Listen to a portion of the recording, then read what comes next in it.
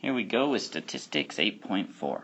So, first ones, we are making some two-way tables. So we're given some data here, okay, and we're told that they have to have a 60% or better. So we've got the 3 hours. We want to know how many passed and how many failed. So we've got 1, 2, 3, 4, 5. So 1, 2, 3, 4, 5, 6, 7, 8, 9, 10, 11, 12, 13, 14, 15, 16 in first period total, right?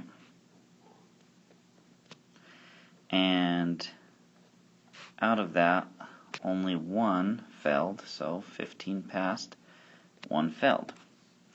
Okay, out of our next one, we count those ones as well. So 1, 2, 3, 4, 5, 6, 7, 8, 9, 10, 11, 12, 13, 14, 15, and 1. So second period, same idea, 15 and 1, so total of 16. And in third hour, we've got 1, 2 that have failed, 3, 4, 5, 6, 7. So 7, and then 1, 2, 3, 4, 5, 6, 7, 8, 9. So 16 again. So the total that passed, 15 and 15 and 9, would be 39. 1 and 1 and 7 would be 9. So the total we have is 48. Okay. So now let's use that. So what percent of students passed Mrs. Hender's test in each class? What is the total percent that passed? So to find percent, we just take passed over the total. So how many passed over the total? And then just using a calculator, we would just find those percentages. So let me get out a calculator. So we've got first period and second, which were both 15 over 16, right? So that would be a 93.9375. So if we round, that'd be 94%, which should tell us what the percent failed was, right? For third, okay, that one was 9 over 16. So that's 0.5625, so 56%. And then overall, we had 39 over 48, which gives us 81%. Alright, use the data from all 3 classes to create a histogram. What properties of the normal curve does your histogram have? Okay, so a histogram, remember, has the frequency on one side, and then the classes. So we'd have first, second, and third. Okay? So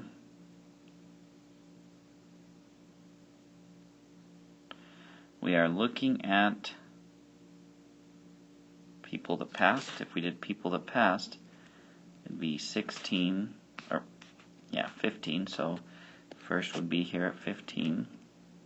Second would also be there at 15. And then, third would be at 9. Okay. So, what properties of the normal curve does your histogram have? Does it look like a normal curve? Because I'm not really seeing a normal curve because these ones are the same, right? We didn't miss anything, did we? Nope. So, it does kind of go down here. And I suppose because so many passed, we'd have that.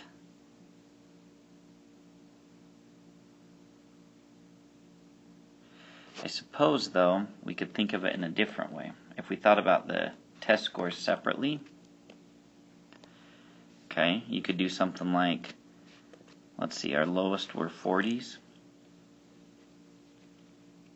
in the 40s, so I could go like every 10, so this would be in the 40 percentile, somewhere in the 40s, then the 50s, then the 60s, then the 70s, 80s, 90s, and then the 100. So if we did it that way, we'd have 3 that got 40s. Okay, so 1, 2, 3. So 3 that had 40. Okay, now 50s. 1, 2, 3, 4, 5, 6 in the 50s. So 1, 2, 3. Then we did 60s. 1, 2, 3, 4, 5, 6, 7. So 7 would be just up one more, right? Slightly up.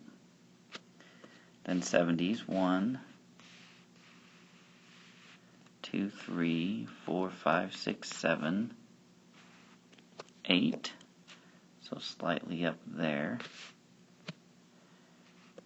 Then in the 80s, 1, 2, 3, 4, 5, 6, 7, 8, 9, 10, 11, 12, 13, 14.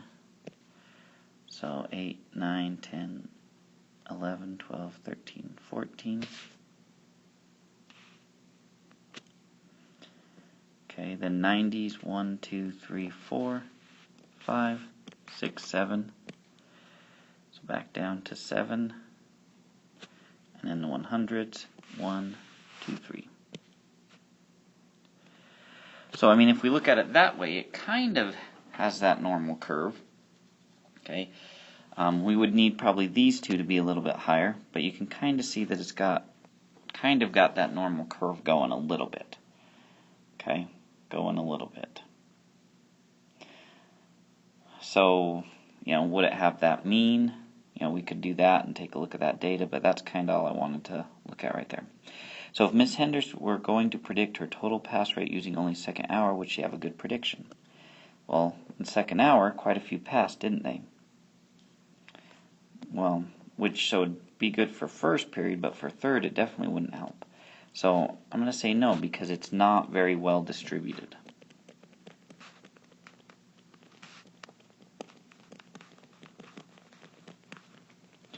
With the pass rate.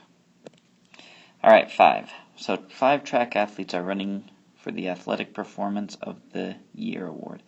A panel of coaches is trying to decide which athlete is the most deserving to win the award. Rank each athlete below by the given information. Assume all distributions follow a normal curve. So essentially we're trying to, you know, if we're thinking about these on that normal curve,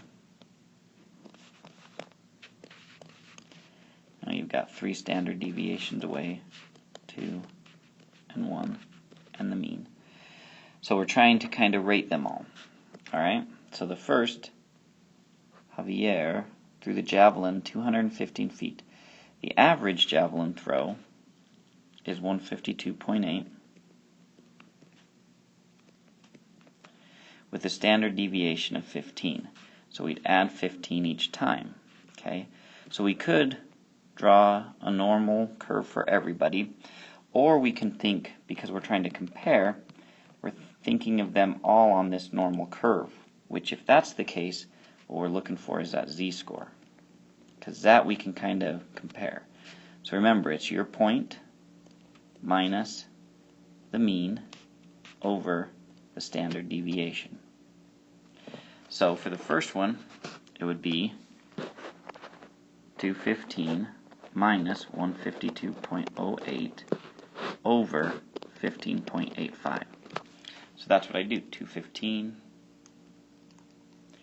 minus 152.08 divided by 15.85. So we get a z-score of 3.96. And actually round up 3.97. That would be A. Okay, so it's past 3 standard deviations. That's pretty good. So now Chance ran 400 meter time of 46.99 seconds. The average is 52. Standard deviation 1.1. So I go 46.99 minus 52.6 over 1.01. So 46.99 minus 52.6 divided by 1.01. and we get a negative 5.5. So clear down here. Negative 5.5. Okay. So his z-score is clear down there. That's B. Okay. C, Derek ran, and that's, remember, being low is good in that case because you're trying to be faster. So lower would be faster. Okay, Derek ran 36.26. Average is 41. So we go 36.26 minus 41.77 divided by 1.49. And that gives us negative 3.69. Okay. Then Chan ran in 10.59, so 10.59 minus the average 11.603 divided by the standard 0.29, standard deviation. So we get, so this one was C. This one would be negative 3.49, and that would be D. Okay, then the last one, E. Caden threw the discus 180 feet. So 180 minus the average, 122.4, with a standard deviation. So divided by 14.38. That would give us 4. So he's out here, and this is E. Okay, he's out here at 4.01. So the furthest away from the means of all these would be B. So B would be, first place essentially. Then 4 was the next, so E would be second in this. And then 3.97, so A would be third, making C and D fourth and fifth, based on how much better than the average the rest were. Alright, now taking a look at some logs, so solving these guys. Alright, so the way that we need to do this for 6, 7, and 8 is we want to get the bases the same.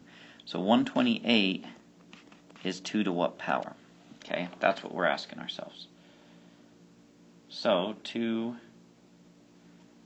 squared is 4, cubed is 8, to the 4th is 16, to the 5th is 32. I'm just multiplying by 2, going 2 times 2 times 2 times 2 times 2. That right there gives us 32.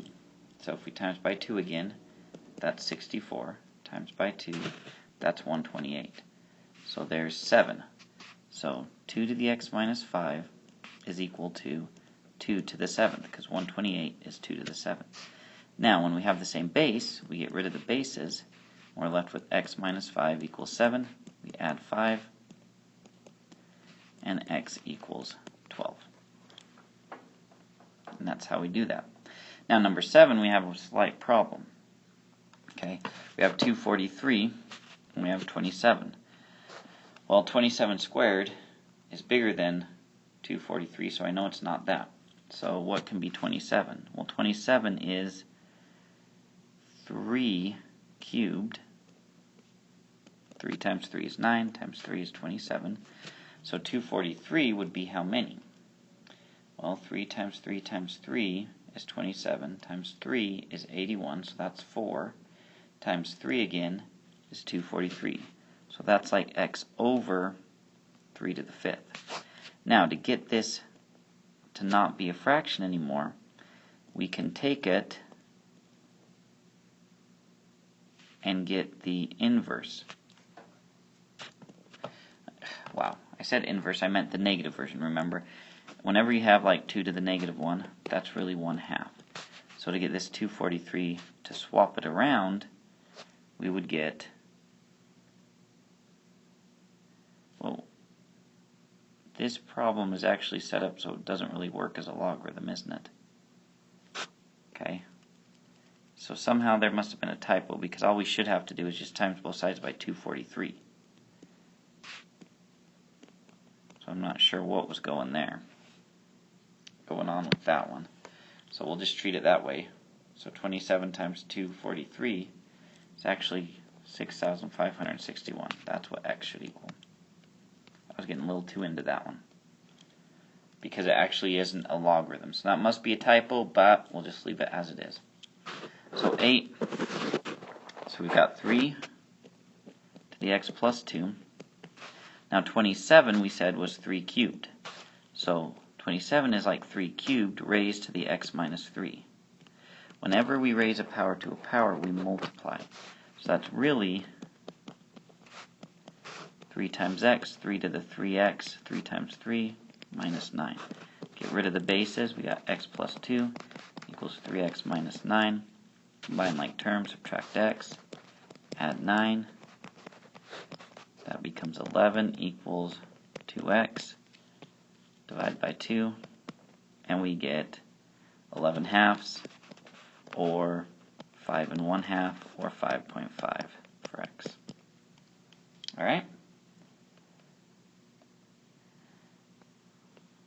Okay, now these next ones, remember, whenever we have the log of the same base, if we get them on opposite sides, so I'd add the log of 3x to both sides,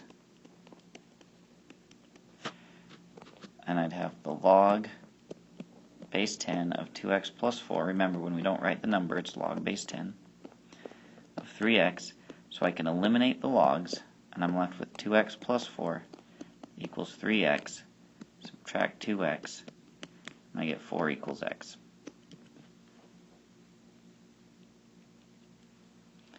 Okay, same idea with this one. We add the log base 2 of 10 to both sides, and we get this whole thing, log base 2 of all that equals log base 2 of 10. Cancel out the log base 2, so I have 2x squared plus 4x minus 2 equals 10. Subtract 10 from both sides, and we get 2x squared plus 4x minus 12 equals 0.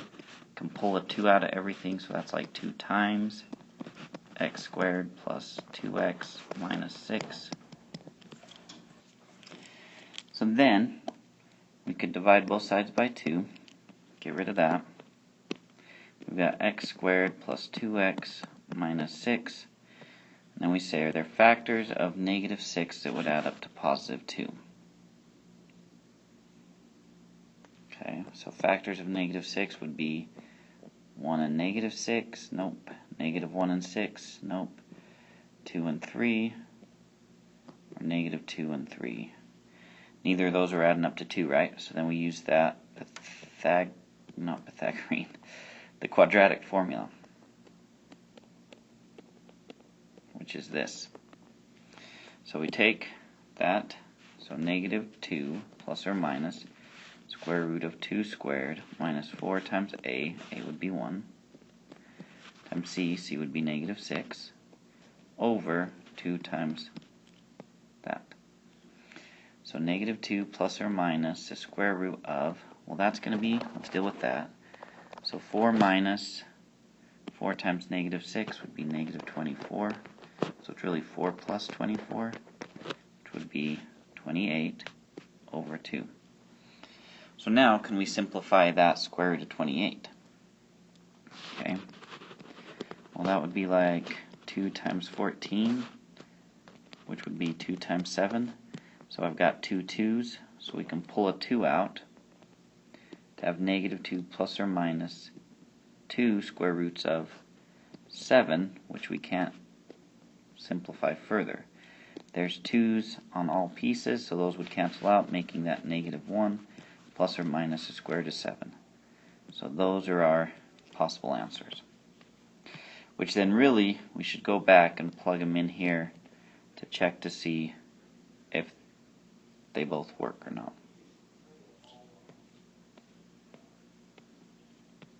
And there we go. Okay, now these last ones, kind of the same idea, except we'd multiply by the natural log of 2x minus 3 on both sides, so that those cancel out.